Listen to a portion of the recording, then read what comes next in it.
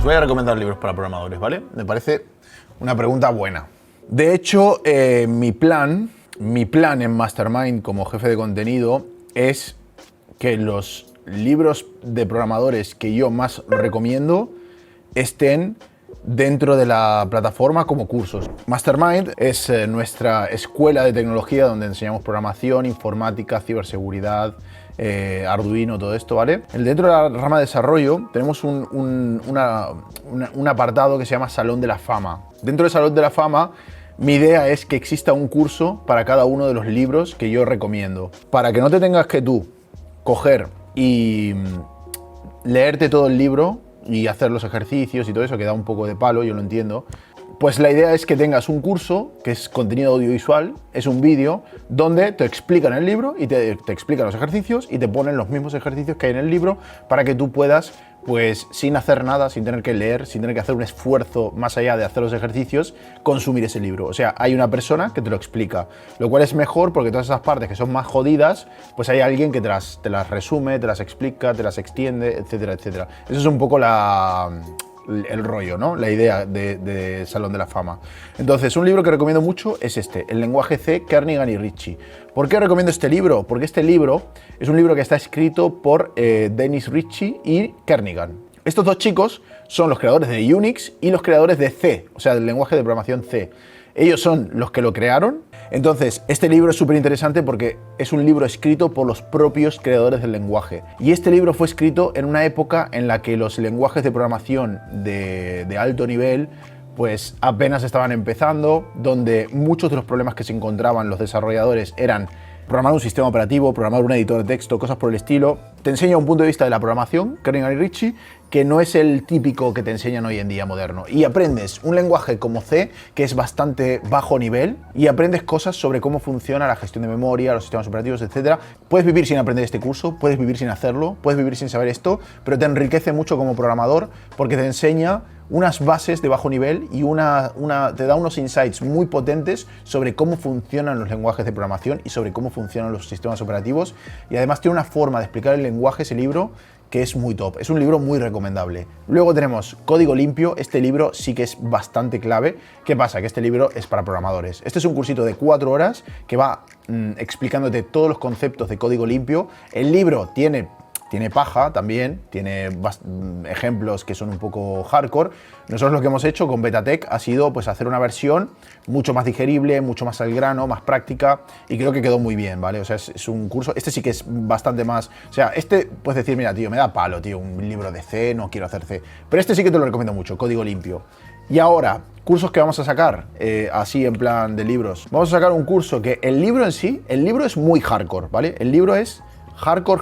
Es un libro que no os recomiendo leerlo, ¿vale? Pero sí que os lo voy a enseñar. Es Design Patterns. Este libro, Design Patterns, es la Biblia, ¿vale? Este libro es una Biblia sobre patrones de diseño. Nosotros lo que hemos dicho es, vamos a hacer un curso explicando todo lo que explica este libro, porque lo que explica este libro es importante que los programadores lo sepan, pero en lugar de que sea un tocho, una enciclopedia, un tostón, vamos a hacer un curso de forma de que el profesor te lo va explicando poco a poco, y te va diciendo cada patrón para qué sirve, cómo se usa, cuándo se usa, ejemplos, ejercicios. Entonces sería como este libro, pero digerible, porque este libro es infumable, ¿vale? Está muy guapo, es muy interesante. Mira, te enseña Abstract Factory, Builder, Factory Method, todos estos patrones de diseño se usan muchísimo, ¿vale? O sea, todo esto vais a ver que se usa un cojón. Prototipos, Singleton, adaptador, bridge, composite, decorator, los decorators de Python, facade, flyweight, proxy, chain of responsibility, command, interpreter, iterator, mediator, o sea, memento, observer que es uno de los más usados, state, strategy, template method, visitor, y ya está, no hay más. Son todos, pero son todos, literalmente. O sea, estos son los patrones principales que se usan hoy en día en código. Y claro, está muy guay. O sea, conocer esto es un next level, ¿vale? Mira, aquí me dicen, entre patrones de diseño, clean code y estructuras de datos y algoritmos, tienes tres conceptos cubiertos en tu plataforma, vas a cambiar el juego. Exacto, la idea es tener esto cubierto porque esto no lo cubre ninguna plataforma, no lo cubre ninguna academia. O sea, nosotros queremos tener esto para que realmente la gente que esté dentro pueda leer estos libros sin tener que tragarse lo que implica leerse este libro, porque este libro es hardcore, ¿eh? O sea, yo en su momento lo leí y dije, bueno, no es un libro de lectura, no es una lectura que puedas leer antes de ir a dormir. Esto es un libro más es un manual, ¿vale? Otros libros que recomiendo, que también vamos a implementar en curso. JavaScript, The Good Parts. Este libro es un libro que a mí me gusta muchísimo. A mí, bueno, cuando lo leí me gustó muchísimo. ¿Qué tiene de guay este libro? Vale, os lo cuento. Es muy bonito este libro. Es un libro, la palabra es bonito. ¿Por qué me gusta tanto? Porque digamos que JavaScript es un lenguaje que la gente piensa, o sea, he hablado con muchísimos profesionales, incluso gente que se dedica profesionalmente a programar en JavaScript, y la gente no entiende, incluso gente que se dedica a JavaScript, no entiende en JavaScript, no entienden su contexto, de dónde sale, cómo nace JavaScript, ¿vale? JavaScript es un lenguaje que lo creó un tipo que trabajaba en Mozilla, ¿vale? Y cuando lo creó, él, como muchos expertos en tecnología, muchos frikis, programadores y tal, mucha gente de esta lo que hace es, yo quiero crear mi lenguaje con mi concepto, mi movida, mi idea, tengo un concepto ahí, me he leído la implementación de la orientación a objetos original de Smalltalk y la teoría que hay detrás, y voy a hacer un lenguaje de orientación a objetos prototípico, basado en prototipos. Los prototipos son un concepto de orientación a objetos, o sea, forman parte de la definición original de orientación a objetos, ¿vale? Lo que es programación orientada a objetos, que muchos conocemos como clase-objeto, herencia, todo esto, composición, agregación, etcétera. Pero este tío, el que creó JavaScript, dijo, pues yo no quiero hacer eso, yo quiero usar prototipos. JavaScript eso, implementa a su manera la orientación a objetos con la cadena prototípica, ¿vale? Si nos vamos a Paint, ya sabéis que yo de vez en cuando me saco un Paint aquí, imaginaos que quiero construir un plátano, ¿vale? Pues lo que tendría en orientación a objetos clásica, que se llama clásica no porque sea clásica, sino porque usa clases, imaginaos que esto es un molde que tiene forma de plátano. Entonces, si yo quiero fabricar un plátano, pues uso este molde, lo relleno de algún material y me salen plátanos. Esto sería la típica programación orientada a objetos clásica. Tenemos el molde, que sería la clase, y tenemos el objeto, que sería pues la implementación de esa clase. Pero la programación prototípica lo que dice es lo siguiente: tengo un plátano aquí. Este plátano canario, por cierto, es el plátano que dice cómo son los plátanos. Pero es un plátano, ¿vale? No es un molde de hacer plátanos. Este plátano es el plátano que me dice cómo son todos los plátanos. Entonces yo voy a crear otro plátano que va a ser como el hijo de este plátano, ¿vale? Entonces yo puedo usar este plátano, pero este también es o sea, esto es un objeto, pero esto también es un objeto, ¿vale? No es clase objeto. Entonces estos dos plátanos están unidos por un concepto llamado cadena prototípica. Y él en sí también puede ser un prototipo, ¿vale? O sea, este plátano puede tener otro hijo plátano, que a lo mejor sea un plátano más chiquito. Conserva todas las propiedades de sus padres, pero es distinto, es chiquito. Y de este plátano chiquito puede salir un plátano minúsculo. Y este plátano minúsculo, pues lo que tiene en común con todos los de arriba es que es amarillo. Porque el amarillo es una propiedad que viene de la cadena prototípica. Viene de su tatarabuelo. Entonces, si yo cambio el color de este plátano y en lugar de ser amarillo, digo, ahora el plátano padre es naranja, pues entonces todos los plátanos hijos cambiarían a naranja. En orientación a objetos clásica es distinto, porque yo tengo una clase y esta clase se define en el código y el código dice cómo es esa clase. Se pueden hacer clases dinámicas y cosas por el estilo, pero bueno, la clase es la clase, ¿vale? Esta clase está hardcoded, o sea, está codificada y lo que dice la clase va a misa. La ventaja que tiene la cadena prototípica es que yo en tiempo de ejecución, o sea, cuando mi programa está corriendo, puedo decir, ahora quiero que todos los plátanos sean naranja. Y esto cambia toda la cadena y puedo interactuar con este prototipo original porque es un prototipo, no es una clase, no es un molde que se ha hecho a medida, ¿vale? Para que os hagáis una idea, ¿vale? De lo que estoy explicando. Entonces, ¿qué pasa? Que esto es lo que todo el mundo conoce como orientación a objetos. Por eso dicen que JavaScript no es orientado a objetos, porque esto de aquí, que se llama clase, esto se llama class, pues JavaScript no tiene esto, no lo tiene. Tiene esto de aquí, que es la cadena. Pero ¿qué pasa? Que como no tiene clases, la gente dice, no, es que JavaScript no es orientado a objetos. Pero eso no es verdad, porque JavaScript es orientado a objetos, solo que en lugar de utilizar una orientación a objetos clásica, o sea, basada en clases, utiliza una orientación a objetos basada en prototipos, o sea, la cadena prototípica. Y es perfectamente válido. De hecho, en la cadena de prototipos, todo esto son objetos. Os voy a demostrar que esto es cierto. Si yo me voy aquí e inspecciono hago así, puedo abrir aquí en cualquier navegador, en cualquier momento, tengo una consola de JavaScript. O sea, esto es un truco de developers.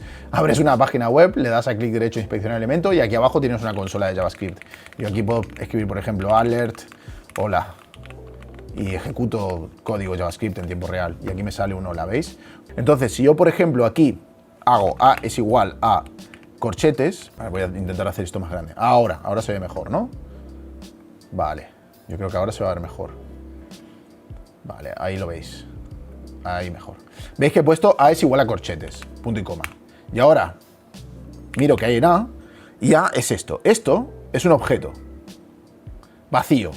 Si yo hago a es igual a nombre Nate, pues vais a ver que a es un objeto que tiene una propiedad que es nombre Nate. Pero aquí abajo tiene otra cosa, que es su prototipo, que es otro objeto, ¿vale? Y esto tiene una serie de métodos como el constructor y otros métodos de otro tipo, ¿vale? Esto es el prototipo de mi objeto. Y este prototipo nace del objeto, que es el objeto padre de todos los objetos. Entonces yo puedo crear otro objeto, puedo decir, por ejemplo, usuario es igual a Nate, ¿vale? Y ahora que quiero crear el perfil del usuario. O quiero crear un usuario con detalles. Y hago un objeto nuevo. Y a usuario con detalles le digo .prototype es igual a usuario. Entonces, usuario con detalles ahora no tiene ninguna propiedad, pero dentro de su prototipo tiene el nombre Nate. Entonces, usuario con detalles .nombre es Nate. Pero si yo digo que usuario con detalles.edad es igual a 32, joder, qué viejo soy, y usuario con detalles.apellido es igual a Gentile, que es mi apellido real, por cierto, mucha gente no lo sabe, pero sí.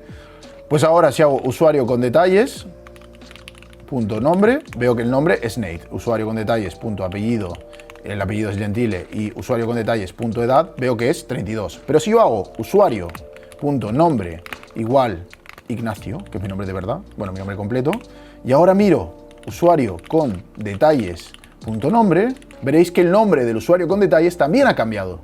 Magia potagia. ¿Por qué ha pasado esto? Porque he modificado la banana de arriba. La banana de arriba se llamaba Nate y le he puesto Ignacio, por eso la banana de abajo se llama Ignacio, ¿vale? Esto sería la orientación a objetos en JavaScript en un minuto. Bueno, no sé cuánto rato llevo, pero bueno, sería la orientación a objetos en JavaScript. Vale, siguiendo este discurso que he contado, ¿vale? ¿Qué pasa? Que en JavaScript, este tío que trabajaba en Mozilla, que tenía estas ganas de crear un lenguaje orientado a objetos, que tuviese su propio concepto de la orientación a objetos basado en prototipos, que era otra forma de interpretar la orientación a objetos, bla, bla, bla, bla, todo esto, pues este tío, un día, vino el de marketing y le dijo, oye tío, ¿por qué estás haciendo esta cosa tan rara si lo que está de moda ahora es Java? Todo el mundo hace Java. Vamos a hacer que JavaScript, primero que aún no tenía nombre, primero le vamos a llamar JavaScript porque Java está de moda, ¿vale? Java está de moda, así que el lenguaje se va a llamar JavaScript. Te lo comes. Eso para empezar. Segundo, pero no tiene nada que ver con Java, o sea, es un nombre marketingiano 100%.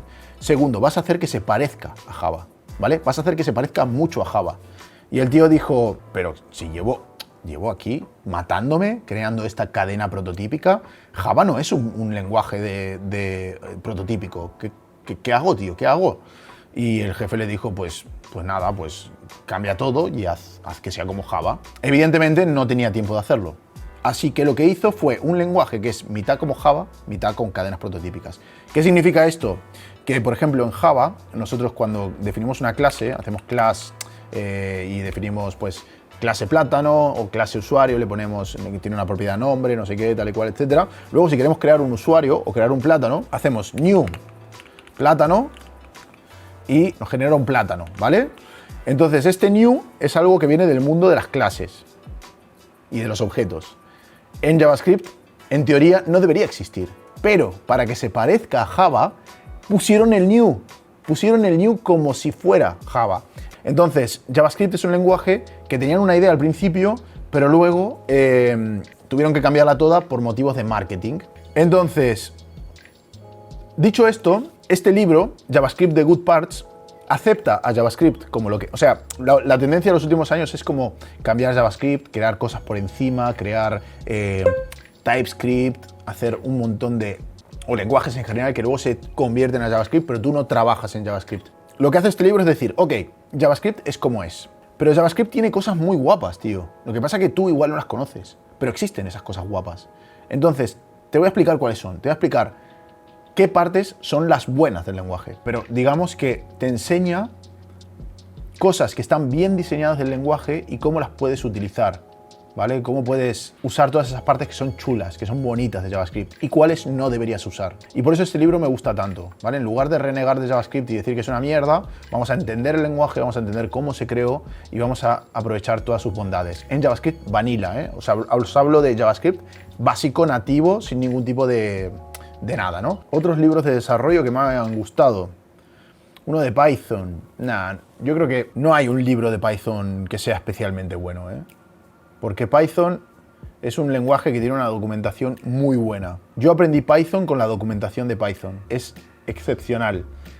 Y si queréis aprender Python, mi curso de Python está bastante guapo. La idea de estos 4 libros que os he mencionado ahora, y más libros que se vendrán, es que queremos sacarlos todos en Mastermind.